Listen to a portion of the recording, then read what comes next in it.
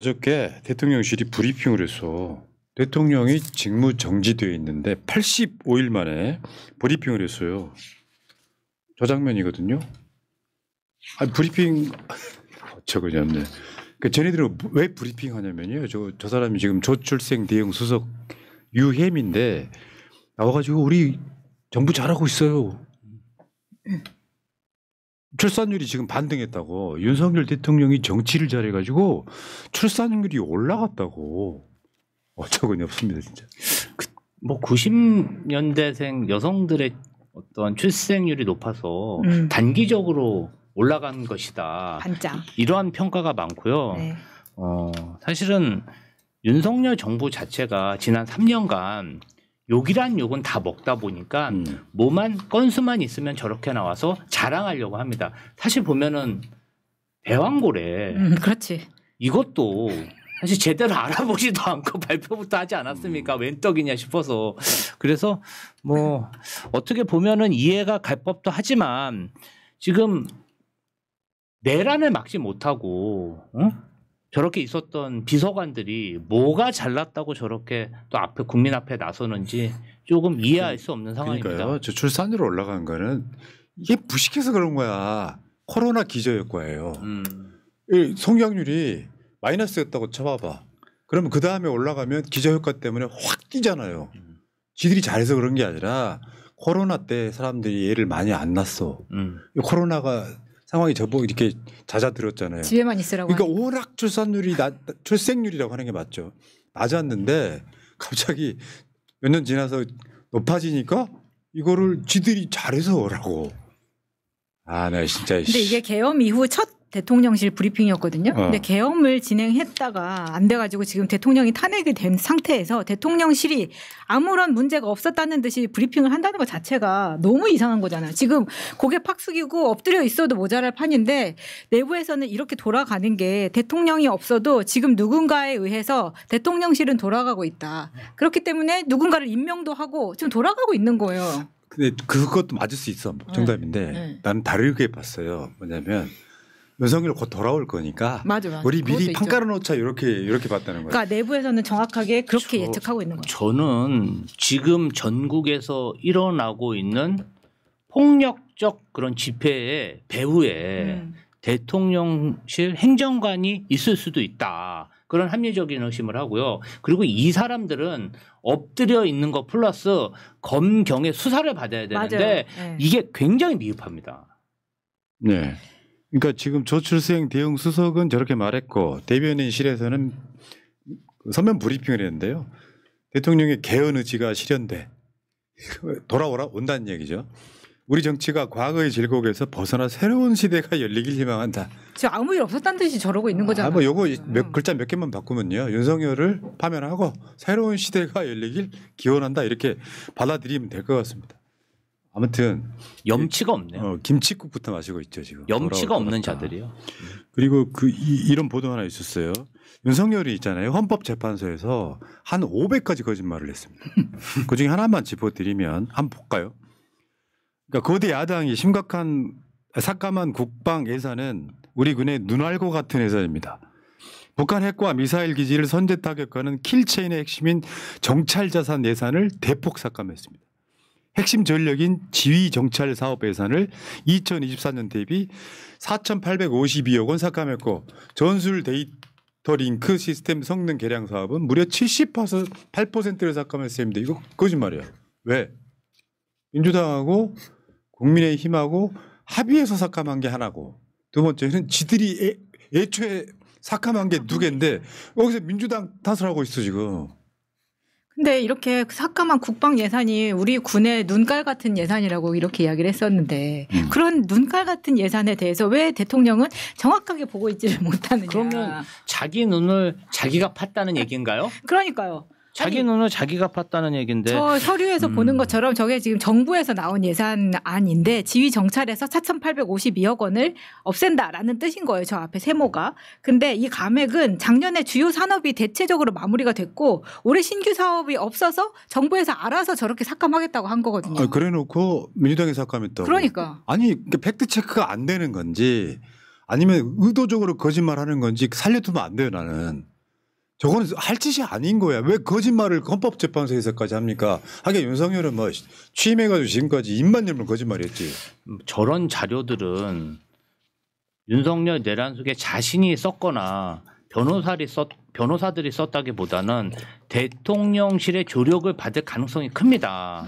대통령실에서 허위로 저렇게 작성을 해서 변호사나 윤석열 내란숙의 피의자에게 줬고 그걸 보고 그대로 믿고 윤석열 내란숙이가 그대로 발언했을 가능성이 높습니다. 왜냐하면은 지금까지 윤석열이 대통령 시절에 계속 그랬습니다.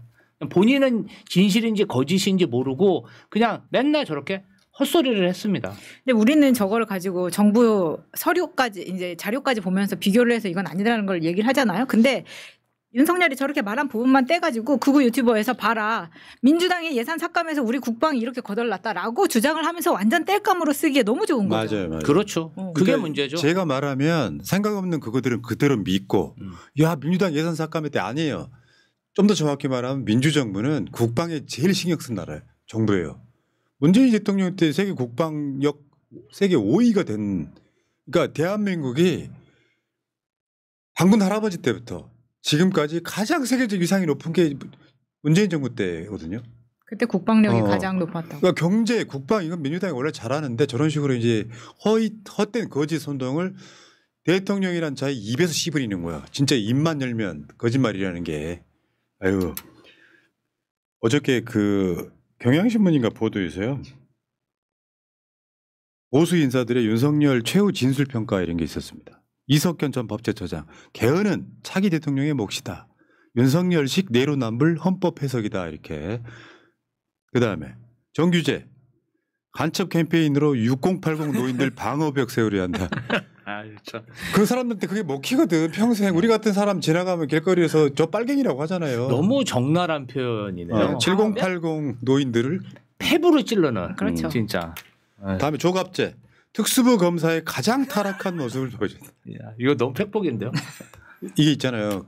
막 수사해가지고 아무것도 안 나와. 아니 말고 뭐 이런 식으로 거짓말 막 투척해.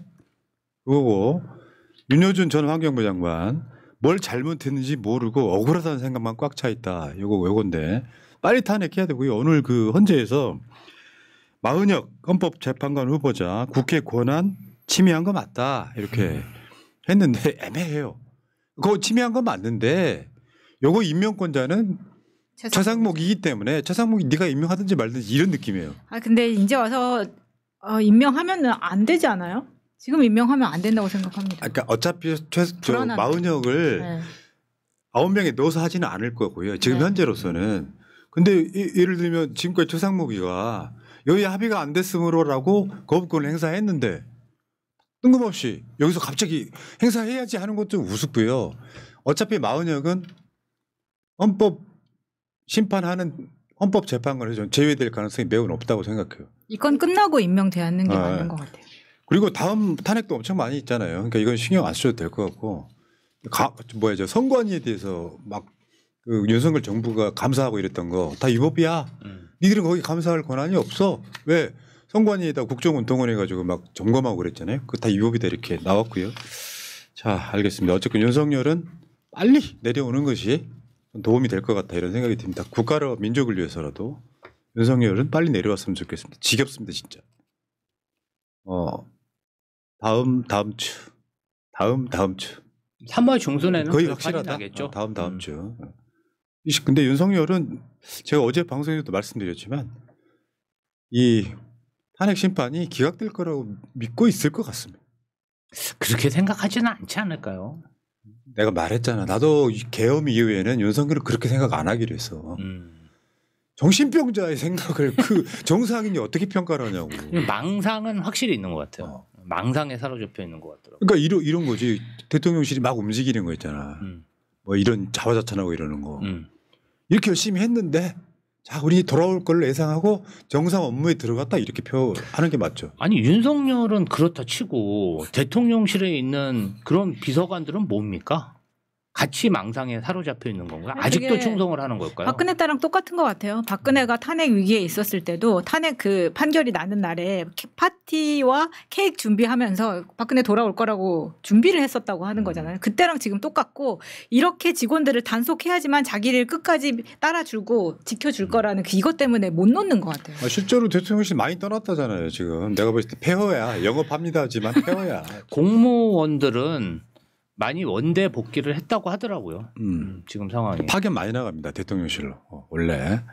자, 윤석열 못 돌아옵니다. 여러분들이 헌재에서 봤던 모습은 윤석열의 유언이었습니다. 걱정하지 마십시오. 근데 너무 재수 없는 유언이었습니다. 그러니까 그거 단말마라고 해요. 죽어갈 때 고통스럽게 죽는 걸 단말마라고 해요. 보수를 괴멸시키는 유언이랄까? 본인은 살고 네, 그렇죠. 그러한 유언 같았어요. 나는 살고 싶다. 보수가 죽더라도. 그러니까 조금 더 들어가면 윤석열이 이제 네. 나는 너무 고급스러운 분석이라고 생각하는데 헌재에 나와가지고 저렇게 외치는 건 오늘 그런 보도도 나왔었죠. 윤석열이가 지목한 사람을 대선 후보로 뭐 만들 거다 이런 보도가 나왔었죠. 좋은 생각이네요. 그러니까. 아주 꼭 굿 아이디어인데. 해야 될 것 같아요. 아주 굿 아이디어. 그렇게 꼭 되면 그렇게 했으면 좋겠어요. 국민의힘이 내놓는 후보 따로 있고 윤석열이 미는 후보 따로 있고 이렇게 그리고 나가야죠. 국민의힘 대표도 본인이 한 명 지명했으면 좋겠어. 이 사람 밀어주라고. 예, 후보는 많을수록 좋은 거 아닙니까? 그럼 좋죠. 그렇죠. 근데 내가 너무 고급스러운 분석이라고 했던 이유는요. 윤석열은 돌아갈 걸 확실하게 믿고 있는데 남아있는 2년을 윤석열이가 포기할 것 같아요. 그건 말도 하지 마. 난 돌아갈 거니까 그런 생각 갖고 있을 거라고 보고 너무 고급스러운 분석이라는 건 너무 깊게 들어가는 거야. 그렇게 분석할 만한 인간이 아니에요. 굉장히 단순한 캐릭터로. 자, 그리고 그게 사실이라고 해도 지목해 주세요. 뭐 내가 보기에 한 명밖에 없네. 누구요? 김문수. 내부 평가로는 김문수보다는 원희룡을 이야기하고 있는 사람들이 많은 것 같아요. 그렇습니까? 원희룡도 괜찮아요. 네. 원희룡도 윤석열 못지않은 정신병이에요. 근데 그 원희룡이라는 예측을 윤상현이 싫어합니다. 아, 그러네. 원희룡 대선 후보, 윤상현 당대표. 좋네요. 네.